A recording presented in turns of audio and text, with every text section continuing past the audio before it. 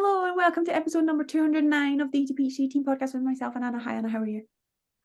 I am good, thank you. But I am going to be honest, and the full moon is giving me all the feels, all the feels right now. I just really enjoy the fact that we have the full moon to blame for our really awful behaviour. It's like, it's not my fault, it's the moon. It's always the moon. It's the moon or it's the hormones or it's Mercury. It's never us. Well, yesterday when I put on my story that the internet was down, I was like, is Mercury back in retrograde? Because this was the second thing technology-wise that had happened to me this week. And honestly, about a dozen people were like, full moon tomorrow. That's what it is. I was like, oh, okay. Okay. This is why, people. Thank you. Oh gosh, I love our echo chamber. Yeah. Like, How are you? yeah, I'm all good, thank you. I'm in Scotland and it's delightful. It's actually sunny today. There's a big rain cloud, but I'm like, this could be the first day in a long time that it's not rained while I've been in Scotland, so that's a real treat. I've discovered that I've got insanely bad hay fever today, which is making me kind of feel nauseous. You know, when it's so bad that you feel like you feel sick. Do you ever get that? No, I can't say ever ever had it like that. Like I get it bad, but never nauseous with it. It's just, yeah, it's very strange. And also, I've had a sore throat for about a month, and I keep thinking, oh, like I kind of put it down to the moon or like podcasts or whatever, right? And I'm like, oh, I just need to rest my voice. And then this morning, I thought, oh, it's really sore today. I looked in the mirror, and there's something at the back of my throat that doesn't look quite right. And so obviously, I've convinced myself now that it's something truly horrific. I didn't want to Google it. But I was talking to my mum and she went, I'll Google it, and had a little look. And she said, no, it's probably just X, Y, or Z. And I'm like, okay. Now, obviously, I've got insane health anxiety. It's funny when you, depends on what stage of life you're in. I don't mean age, but like wherever your mood is. Like sometimes you can be like, oh, this is nothing. This is just like a cold. And then other times, if you've like not slept or whatever, or you've got or just filming, you're like, oh my gosh, this is the worst thing it could possibly be in the whole world. So yeah, I'm just dealing with that, which is great.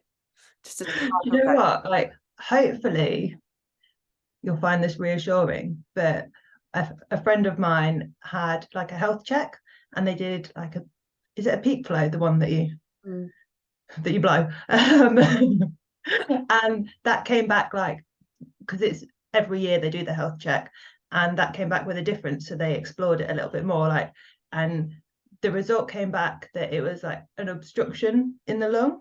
And obviously they went into panic mode, but they were following up at the GP, and it turned out it was hay fever, like that. But with that name, they'd gone like, oh my god, the possibilities, I might die. I was like, but you might not, it might be nothing. Oh my gosh, it's so hard. So hard not to go to worst case. Even actually need to put my glasses on. Even the other day I was at the opticians, and it's the first time I had the opticians since I was a teenager. And when they were taking the photos of my eyes, I was like, oh my gosh. And then she did the photos of my eyes, and then she did something else. And then she gave me the results of part of it straight away. And the other one, she went, okay, we're looking at these now. And then it was clicking and clicking. And then she got why she just not telling me this stuff. And you just can't help but go to like the worst case. My glasses. They're not even real glasses I've got. So she said, oh, you've got a slight derailment in your eyes. That's not what she said. But she said, not enough to need glasses. But I've got these like blue light, slight UV glasses. I already own these. And she went, yeah, you just need to spend less time on screens. And Of course, yeah. Yeah. Who knew?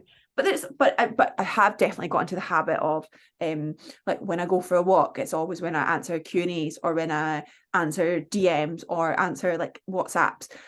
It's always when I'm out for a walk, and then I'm like, no, literally my screen time is embarrassingly bad on my phone, and that's just my phone. It's like 6.5 hours, and then if that's your phone, and then you add on the fact that actually most of my work is done on my laptop, yours is probably the same. It's quite awful. We're shocking. It's not a good flex. I mean, it's not great, and the fact that I can see my glasses case and still not wear them. Yeah, that's not great. That's not great. Okay, let's crack on with the questions. Do you want to go first? Yes. So obviously this came in on Monday, but I think we should just talk about it anyway. What's happening May 27th? I know we'll find out soon, but Nosy Me is saying not soon enough. Oh yeah, we're holding the first ever ETPHD retreat, which is very exciting, very, very exciting. And clients, every member of ETPHD monthly and clients get first access. And then any spaces that we have left, they'll go out to our email, all of our email lists. And then after that, if there are any spaces left, it will go out to followers and podcast listeners. But I'm so excited for it. It's going to be great. It's going to be, Honestly, I can't wait. As it started to come together, I was getting all excited. yeah, we're going to do some meditation, yoga, guided journaling, education. Just, it's so like, obviously people ask us questions often about making friends with people that are on a similar wavelength or trying to find people with shared interests, and it's quite difficult.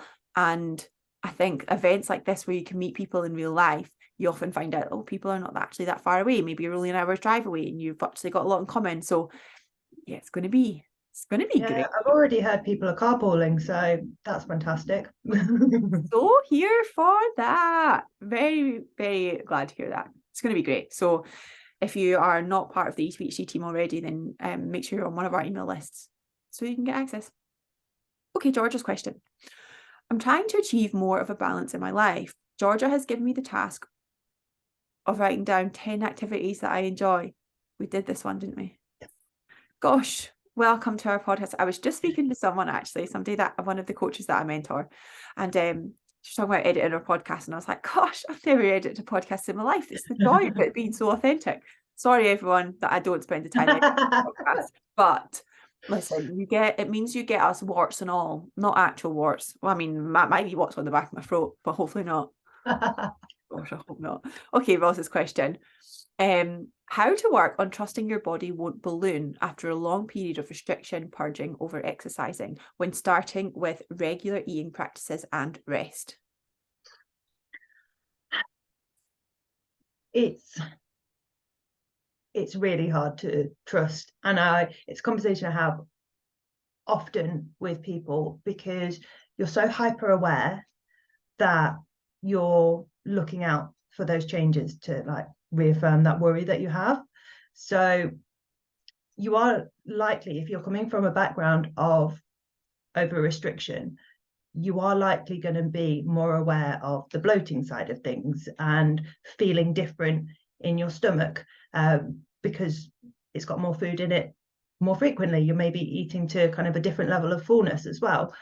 And I guess just catching yourself when you're having those thoughts, reminding yourself that you're not gaining fat at this point, you're just fueling yourself and it feels differently, and then making sure you're doing the things to support your body image as well.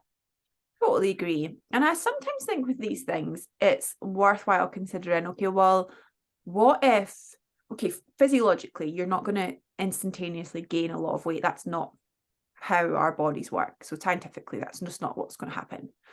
And sometimes being objective with it in the sense of, okay, well, if you used to overeat, then realistically you were probably eating more calories than you thought. But the other thing is thinking, okay, well, worst case scenario, you do gain weight.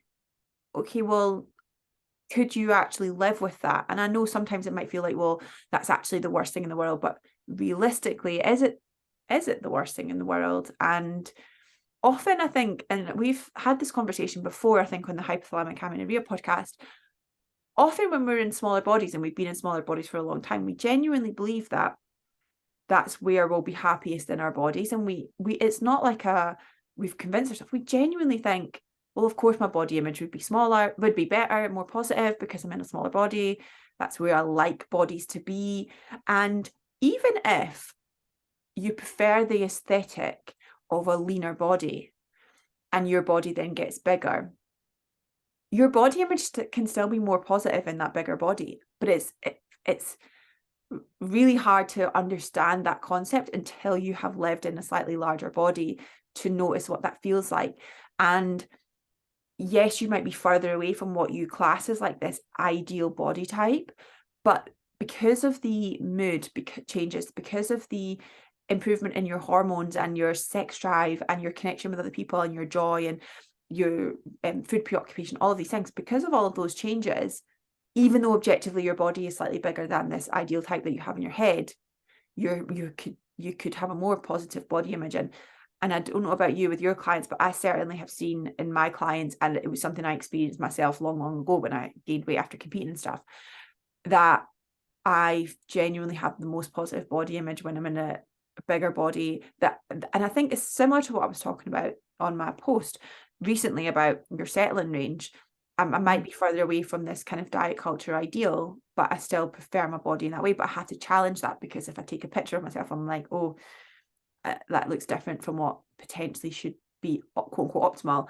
And I say this with all of the privilege that comes with, okay, well, I'm still, whatever clothes size I am, I'm still on the leaner side of body size. And I think that's an important distinction to make, because it's very easy to listen to somebody like me and be like, well, yeah, of course you can say that because you're still in X, Y, or Z body. But I also think people think that because of lighting and because of angles and stuff, they genuinely believe still a lot of us are smaller or more shredded or have bigger arses than we actually do, and they see themselves very differently to what they see other people looking like. Yeah. Okay. Partners, how to deal with partners who may have food issues. I've been with my partner 8 months and we're getting serious and starting to move in together soon, etc. I find that I'm still ashamed of my food habits around him. He passes no judgment, but I feel I am judging myself because someone else is in my personal space. I'm scared that he's triggering bad habits in me, like restricting or binging. He also used to have bigorexia and I used to have anorexia. We've talked about how we're done with that period of our lives now, but here I am still trying to heal my relationship with food 15 years later. Are we a bad match? How do I know we aren't triggering bad behaviors in each other? Oh gosh, what a great question. I honestly, by the sounds of things, the fact that you're having an open conversation about this and you're communicating like that, to me, that sounds fantastic and like you've got a great relationship. And I certainly wouldn't say that you're a bad match because you've had these struggles. And often we attract people that maybe have similar stories to us, or they fit into a certain part of ourselves or part of our stories. And I don't think that that should be like an inherently bad thing. So I think props to you for having a level of communication that a lot of people don't have, and that's amazing. So that's the first thing. I think continuing on as you are is one of the best things you can do, in the sense of if you find something is a little bit triggering, communicating that and say, no, I found it when that actually you commented on the fact that I ate rice over potatoes. I'm just being really trivial here. When you said that, I found that quite difficult to deal with, and this is why.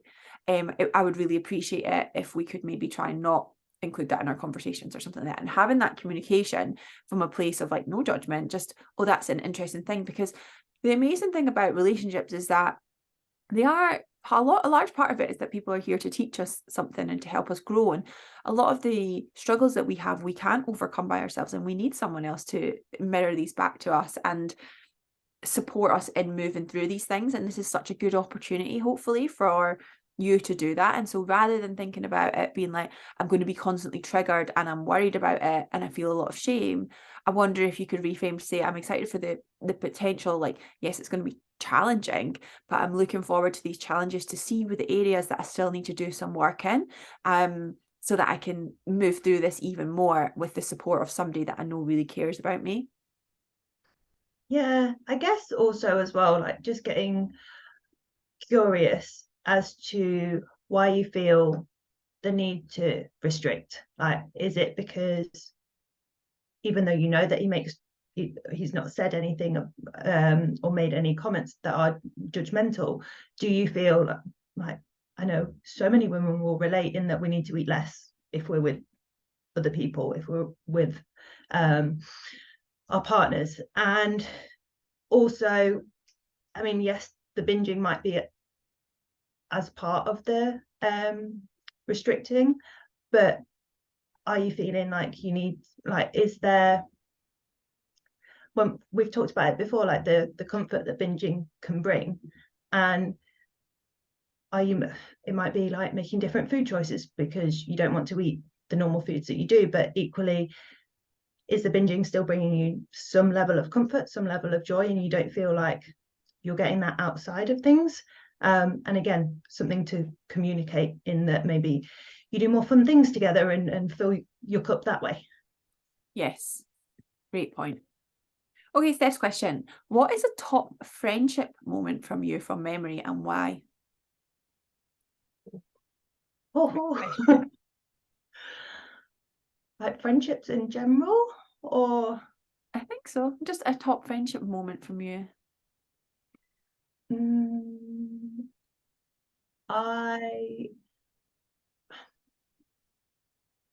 I think for me, it was I feel like I'm always bringing up COVID at the moment on the podcast, but it was the summer of 2020 and it was my friend's birthday, and it was the first time like everything had just opened up again, and it was the first time we could all meet up. And we went, there's a place that does like the hydro bikes, and it was a gorgeous summer's day, and there was all of us all together, and then we went and had cake and a drink at one of the pubs, and it was just perfect. So much fun. Oh, And you know, love that is all we need. That is yeah, that was everything. love that. I think for me, I'm kind of going up maybe in a different direction. I think I'm going to say 3. One is when I had my mental breakdown of 2020, and within an hour of my friend, she doesn't drive, but she showed up at my front door with a box of Tesco cinnamon tear and share buns to walk me to the hospital that I had to go to that day. Without any questions, without anything, and just sat in the middle of a work day and gave me buns and held my hand. And that was an amazing, that for me was one of our, and we've been friends since we were 13, and that was one of the best moments of our friendship, even though I was in the depths of hell. Another one would be like ESG, when I went through all of my IVF stuff and IUI stuff, and I remember she was actually just fantastic. She used to inject me with drugs in my belly at random times of day, that it was like meticulously timed. Came to all of my appointments, watched them shove probes up my vagina, did it all, held my hand and made me laugh the whole time. Amazing friendship memory.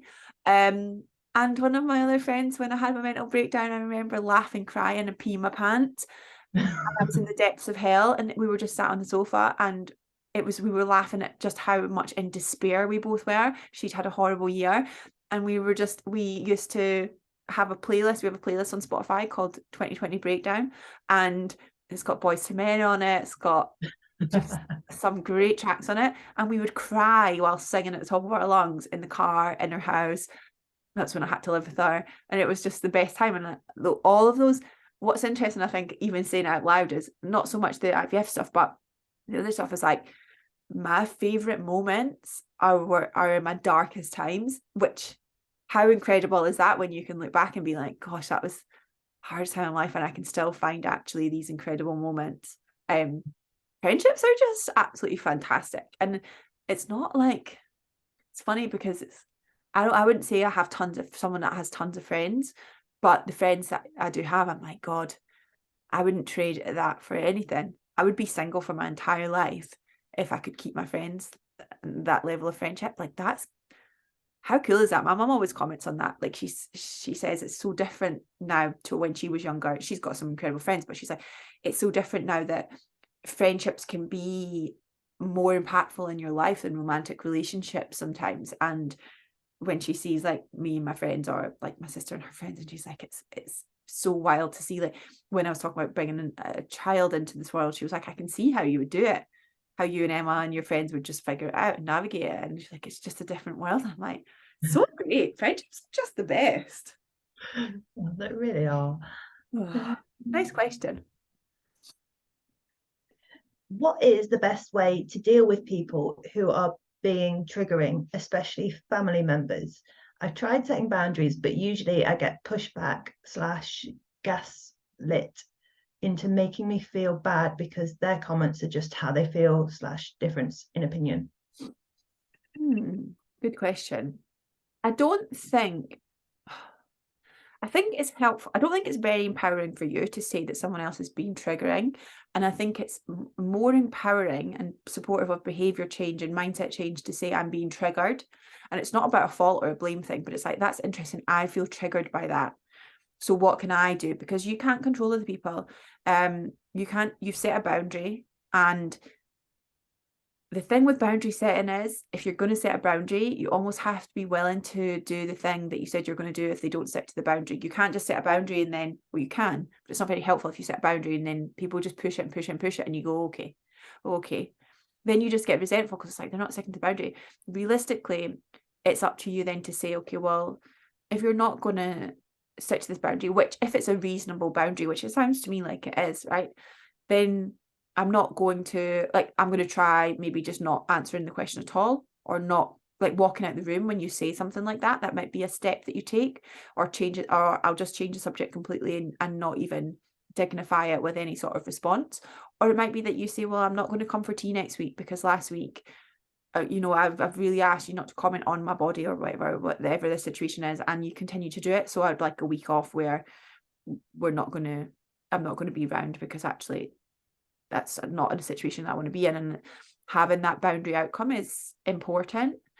And then I also think, kind of coming back to that empowering way of saying, right, well, why am I being triggered and what can I learn from this? I think being triggered can be a really powerful thing to highlight to you where you still need to do a little bit of work.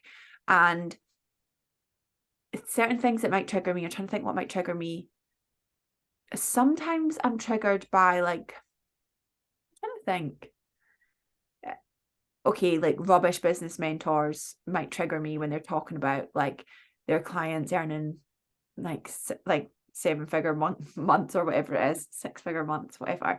That might trigger me because, and I could think, oh, you're so vulgar, you're so whatever. And then I'm like, well, why am I being triggered by that? Maybe I'm being triggered by it because I want to feel more comfortable talking about money. Maybe that's not, I'm trying to trivialize this into a specific situation, right? But I will always try and see these triggering situations as like, oh, that's, maybe I just want to be a bit more like that, or maybe I want to be less like that, or maybe I'm jealous because they're really pushing something that's important to them and I'm not doing the same thing. I've certainly had it, we've been talking a lot about, you and I have been talking a lot about mentoring and things like that, and I've deliberately not been full force on some aspects of that. And then if someone else is talking about mentoring, I might be like a bit triggered. And it's like, that's only because I'm not doing full force into the area that I say that I want to be in.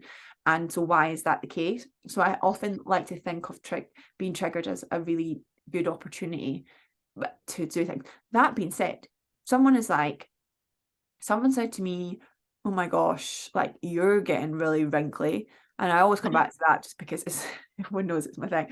You're getting wrinkly. I don't think I've got anything to learn there. Yes, could I be more accepting of my wrinkles? Probably, right?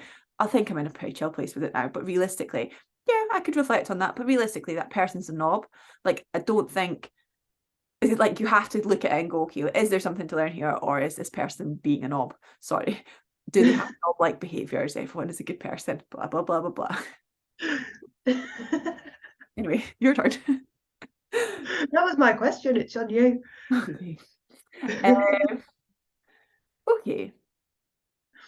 George's question. You ready? This is a long one. Buckle in. The trend these days seems to be talk about boundaries, not doing things we don't want to do, saying no more often, and focusing on endeavours that align with our values. Essentially, to build a life full of the work, people, and activities we enjoy and find enriching or fulfilling. How do we know when it's gone too far? In striving to live this way, do we give up the resilience that comes from enduring the less than ideal? Already love this question. Do we sacrifice potential connection and lose social skills as we become better at avoiding awkward and superfluous, I can never say that word, interactions? Do we become more intolerant to intrusions on our time and attention? Just a train of thought I had after reading 4,000 Weeks and realising how protective of my schedule I've become since having an increased autonomy over it, and wondering if that's necessarily a good thing. Oh, what a question. What a question. I think like anything, there is potential where it is too much. Like the last part of that question where she says she's found like quite protective over her schedule, and I guess that's where I would get curious in, okay, is it because like this is my time and this is what I want doing, or is it becoming a bit too like there's no flexibility with it? But I do genuinely think, like, I always go back, me and my friends were having a conversation the other day in like couples, when there's more and more people that seem not to want to do the work, and when you're going through a rough patch or things are uncomfortable, then you just walk away, because even though actually it might be okay. Yeah, what do you think? I mean, I agree with that for sure. I think that's part of well, there's always another thing that we can move on to that's going to serve us better. So let's just do that instead. And I do think there's certainly an element of that in a lot of things. And I definitely think, it's tough, right? Because there was similar to the anti-diet movement, there was a requirement for a pushback in hustle culture and, living to work and all of these narratives that were very toxic and bad for our health. And that was definitely required. But I think people will often see the messages that they need to see, and that some people who would benefit from saying no more and having more boundaries, etc., often don't see those messages. They see the messages that are like hustle culture and work harder because it aligns with what they feel they know. And on the flip side, people that need to actually probably work harder and be more flexible with their boundaries and do things that they don't want to do probably see messages that are like, just say no if it's not serving you, and just rest more and things like that. And because that aligns with what they believe. And so they see more of that, and it becomes quite self-fulfilling. And a lot of this work, I think, we see what we want to see. And for some people, that might be that they do lose some resilience. And anything that's worth having in life is generally requires hard work. And I think when this message is like with boundaries and things and saying no, it's not saying don't work hard, it's saying have boundaries so you can work equally as hard in the areas that are important to you and or have a good impact on other people or yourself, right? So when you use boundaries and compassion and stop people pleasing in a healthful way, that doesn't stop you from pushing yourself and failing and building resilience and all of these things. It actually probably strengthens your ability to do these things, and things like compassion, for example, helps you build resilience because you're kinder to yourself when you fail and you can push yourself forward again. So I don't think these things are dichotomous, but I do think it's a lot easier these days to justify societally not doing hard things. I do think that personally, and this is a personal opinion, and on the sense of like when she said something like, do we sacrifice potential connection and lose social skills as we become better at avoiding awkward and superfluous interactions? Yes. And I do think we lose potential micro connections and opportunities. You never know where you're going to meet someone, and it could change the entire trajectory of your life. And these days, we are so much better at we all laugh at it. We do this all the time. We laugh at it because we're like, yeah, I'd rather stay at home most of the time. And I definitely think that a lot of us sacrifice connection under the umbrella of, well, I'm just an introvert, I'm just socially awkward, I'm just shy. I say all of these things because this is me, right? And I think that definitely impacts connection. So I don't know how but I think kind of what you were saying, I think looking at just being really accountable with yourself and sometimes objective. If I was feeling disconnected and I hadn't been out the house like to socialize in a week or 2 weeks, then I would be like, well, yeah, of course you feel like this. You know you don't want to go out and meet people, but actually you've not been out the house in 2 weeks to meet people. Pull yourself together and do it. And in that sense, we need to have that resilience and that drive to actually do these things. But I think it's a bit of self-accountability thing. But it's It's an interesting question. It's a great question, because I don't know where you draw the line. And but I don't think there's more people now that are, it's that snowflake conversation, right? I would never say that I would never call anyone a snowflake. And I don't think that we necessarily have more people that have less resilience. I don't know if there's any research on resilience over the last 50 years and how that's changed. I just think it's more people we just are more open to the variety of people now, so we're more aware of it, I think. Any good sources for body image affirmations? No. Do you? No. I have a few clients that use the I Am app, and I think you can like you can make it quite personal, so you can choose areas that you want to focus on, and body might be on there. But I think I would be reluctant with that, particularly when it's body image and struggling with body image, because we don't want to like force it if we don't believe it.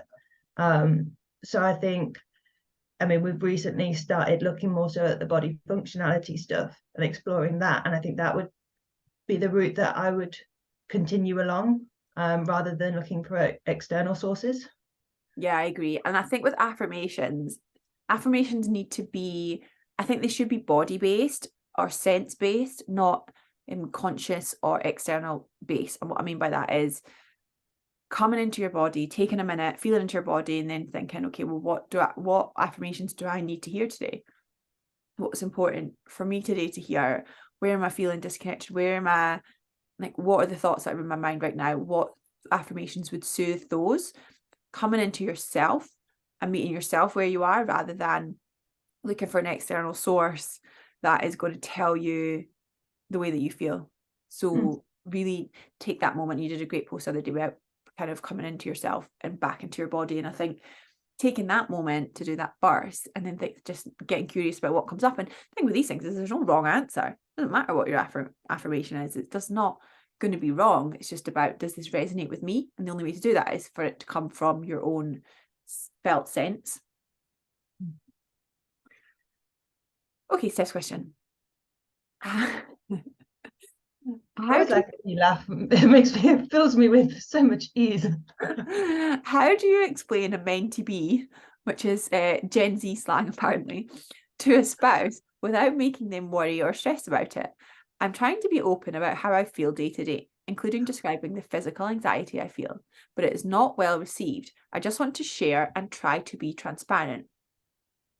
I genuinely didn't click until like halfway through that question. I was like, yeah, got it. Okay. I think fantastic that you want to be, and you should be able to be open and honest and vulnerable. I, from my own experience, would be mindful that you're not kind of putting that on them, in that they're not going to understand. So why should I even try? And just opening up the conversation, like have a real easy conversation, like, oh, how are you feeling today? I've been feeling a bit out of sorts, and you can go into it there, rather than being like, I've been anxious as fudge with big capital A. Like, no, that's probably, if you're wondering that they're not going to completely understand, like, open it up to them and speak to them in a way that they can ask questions as well. Yeah, I agree. And I think sometimes just not assuming that they will A, know how to manage it, or B, that they've got ill intentions when you say it's not well received. It's not maybe that it's malicious, it's just that they just don't understand. And so actually having a conversation of like, okay, when I feel anxious, I feel like this. When I feel anxious, it would really benefit me, or it would really help me, or I'd feel really comforted if you do X, Y, or Z. And I think something from my personal experience in terms of the variety of people that I've dated, some are more comfortable with this type of thing than others. And The ones who are not necessarily open or understanding of it, often I'll say I feel anxious, and then there won't really be much. It'll be like, oh, tomorrow will be better, and that's not malicious. It's just they don't know how to have that conversation because they don't feel it or they don't know what you need. And so what I find quite helpful is to say, oh, like when I feel anxious, this is how it shows up for me. And rather than waiting for them to like give me the question that I want them to ask me, to say, oh, it shows up like this. Like, I would really love it if we could just play Monopoly Deal tonight, or whatever it is, like whatever your soothing thing is. Or would you have 5 minutes just to like listen to me vent? I don't need you to fix it. I just really like appreciate the space that you give me just to talk about it. And this kind of ties into that thing of asking people, like, do you want me to fix it, or do you want just to vent? And I think that's always a helpful thing to ask. But if someone's not asking you that because maybe they don't think about asking that, which is totally fair, you saying that to them of like, I don't need you to do anything. I would just love to have the space to vent. And I think, yeah, just dropping any expectations for what you think that they are either thinking or perceiving from you, or what their feedback means, and just trying to communicate as best you can without those expectations. And also great use of meant to be. Sorry. If you've been so used to having weight loss as a goal for so long, how can you detach from it?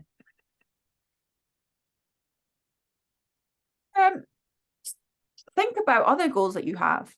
It might be as straightforward as things like performance goals, strength goals, etc. But it might also be life goals. It might be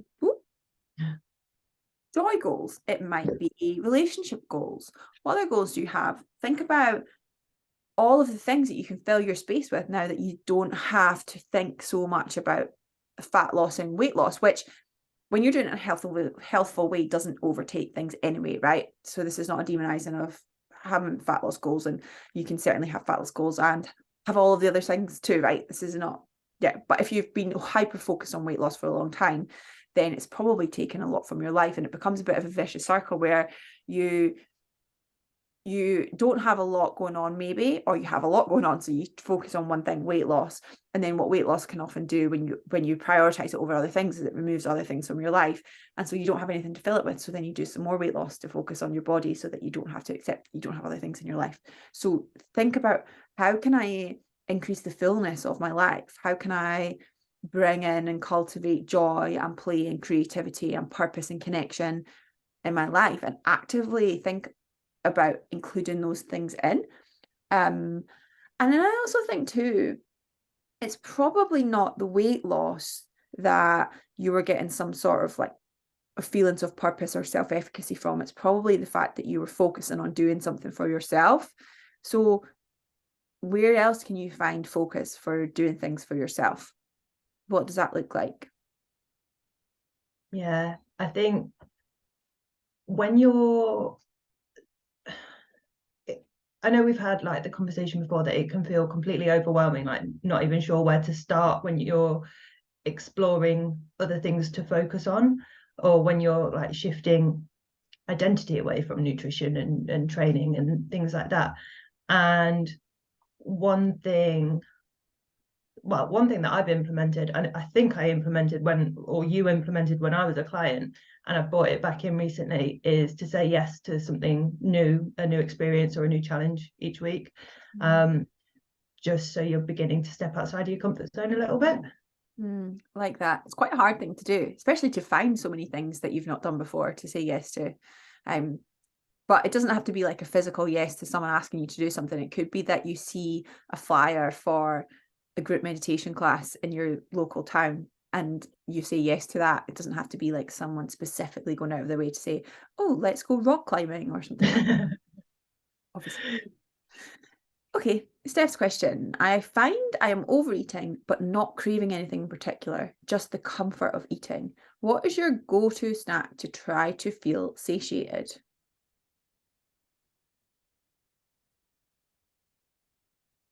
It's a good question because it's okay to get some comfort from food sometimes. I was having this conversation with someone on Instagram the other day. Genuinely, toast is one of my most comforting foods like buttery toast, maybe some jam and some peanut butter as well. That is like ultimate comfort for me. And I'm not gonna lie, it has to be white bread. Has to be, ideally tiger loaf, but I'm not going to be fussy. Oh my God, I've not had tiger bread in so long. Why is it so good? Do you remember years ago, you might be a bit young for this, they changed tiger bread in Sainsbury's to giraffe bread, and Yeah. what was that? Was it just someone said it should be giraffe bread? They wrote a letter or something and then they changed it. It was something like that, wasn't it? Yeah, something like that. Great wholesome content. Oh, I would love that right now. I really like oats when I want that feeling of satiation. Yeah. I find them really filling, and I love to put like peanut butter or chocolate spread or whatever on top. Fruit, I'll have protein on it, and I genuinely find that really comforting and warm, and I like something that's warm and sufficient volume. It depends on the mood. Like I find pizza really comforting, and it helps me feel satiated as well, like a Domino's or a Pizza Hut or something. I was actually thinking this on Monday, and I put it on my story when I was having leftover Pizza Hut for lunch, and I thought, and it was freezing, and I had a really busy day, and it was lunchtime, and I wrapped myself in my blanket. I put on the TV, not very mindful, but it was like 1 o'clock in the afternoon on Monday, and I put on Ted Lasso, and I was eating my leftover Pizza Hut, and I genuinely was like, I feel really comforted and happy right now. And I would never have done that before, obviously, because when I used to overeat all the time, I would just not be able to keep pizza in the house, or I would eat it all at night. I wouldn't eat it the next day. And I wouldn't have allowed myself to watch TV for 20 minutes on a lunchtime on a Monday, even though I was working 12 hours. I'd think, well, you can't watch TV at lunchtime on a Monday, and it's not very hustle culture. And I just thought, this is really comforting. And so I think it depends on my mood. I find, like, I also find cheese on beans on toast, or waffles, beans and egg. Waffles, beans and egg is really satiating and comforting for me, because it reminds me of when I used to have tests at school. My mum would get up in the morning and make me waffles, beans and eggs for big day to fuel our brains properly. And so it's got family ties. So I think sometimes looking at like food that has family ties, sometimes I think we're like, oh well, I learned to self-soothe with food when I was young, and it's the worst thing in the world. But I think sometimes it's like, actually, there are really lovely associations that you'll have with food from when you were a child, and that your mum made, or like you used to have with your siblings, or whatever it was at school. And actually, sometimes those foods can be the most comforting now, and there's nothing wrong with having those emotional ties to that. I think that can be really wholesome and nice.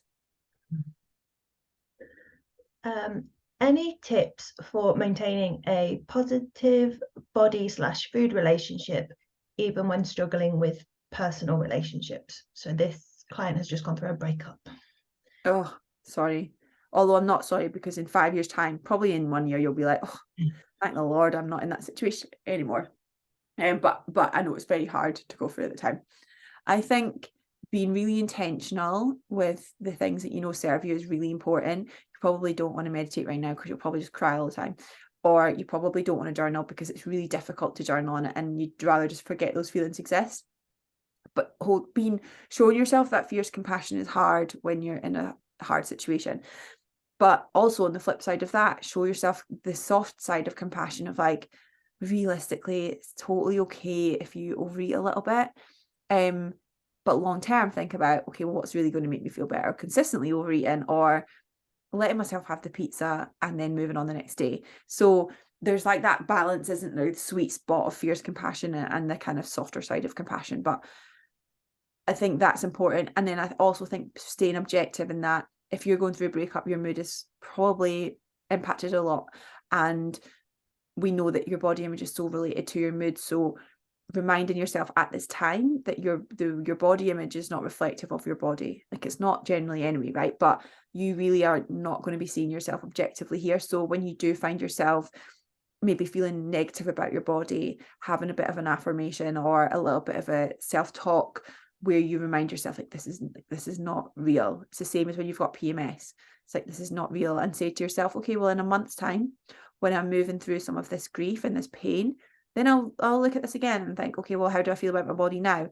do I still want to diet or whatever that the case may be, but let yourself say, okay, I'll give myself X amount of time and then I'll come back to this because it's not objective right now. Yeah, I don't think there's much more I would add other than just kind of don't force yourself out of it. Like, allow yourself to feel really crappy because it is really crappy, and just like be mindful of those things that do support you.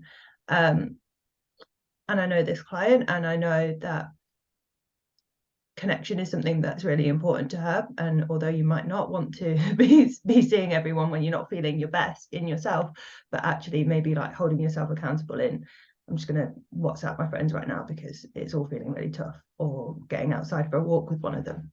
Yeah. Okay, last question, Georgia's question. Is it possible to not track and still lose? I'm assuming that means lose fat. Yes, 100%. 100%. I think it's one of those things that people like the certainty of knowing that they're in a deficit when they track. But I think often people forget that they know it. If they've had that experience with tracking, you know what servings look like. And obviously, if you're working with Georgia, you might you'll have likely done work on kind of hunger and fullness scales and being able to implement some of that without reverting back to tracking and just making kind of simple food swaps. But I guess kind of checking in on what's important to you, like taking a non-tracked approach might mean it's a slightly slower way to diet, but it might mean that you're living more in line with your values because you're socializing a little bit more and things like that. And there's no harm in bringing that, I can never say it, rigidity back with tracking.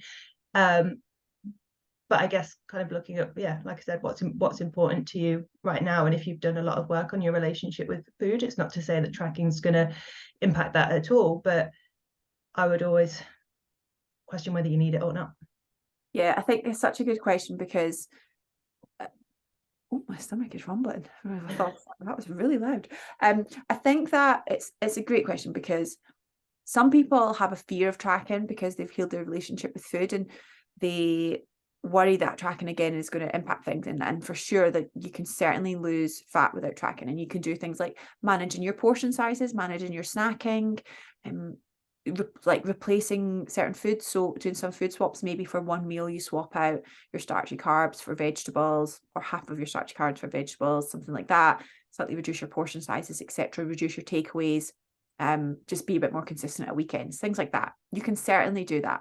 Like you said, it can make fat loss a bit slower. And I think if this is not going to be applicable to our clients, because if someone was overeating regularly when they started tracking, we wouldn't consistently do that. But I think sometimes people want to avoid tracking because it's led them in the past to overeating. And I think it's important to check in with, well, if that's still going to be the case for you, then maybe dieting is still not the right thing for you. Maybe it's not tracking the problem, it's the restriction that's the problem. So it's important to kind of be accountable with yourself on that. I also think there's a big push from people like other coaches online and diet culture, etc., to track because it's a really easy way of coaching. It's a really lazy way of coaching. Like, we could easily just give everyone macro targets and they'd be like, off you go.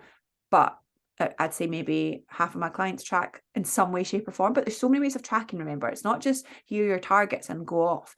It could be that you have a flexible target range. It could be that you track but don't actually have targets, but it's just helpful for you managing your overall intake and awareness of what you're eating. It could be that you track on 2 days a week, or 1 day a week. You could track half of your day and have a more flexible evening meal. There are so many ways of tracking that are much more flexible, that actually could potentially be helpful in terms of still help you with supporting your overall calorie intake, but are not super rigid. So I always think it's useful to look at your reservations around it and the potential options, from the full spectrum of tracking to not tracking at all to, really rigid tracking. and then think, okay, well, if I don't want to track, what am I going to commit to? And it's often in this situation, expenditure becomes a little bit more important in terms of managing that, because you're just going to have that bit more variety and variability in your intake. And also structure becomes a bit more important. So it might be that you have slightly less variety in your food choices, and maybe like a lot of your meals are relatively similar, but maybe your evening meal is slightly different, so that you've still got a bit of, like, you kind of know roughly where your calorie intake is at, but you're not being super anal about tracking it. That's also super important. Okay, thanks everyone for your great questions. Keep them coming in. Thanks so much, Anna. Thank you. Bye bye. Bye.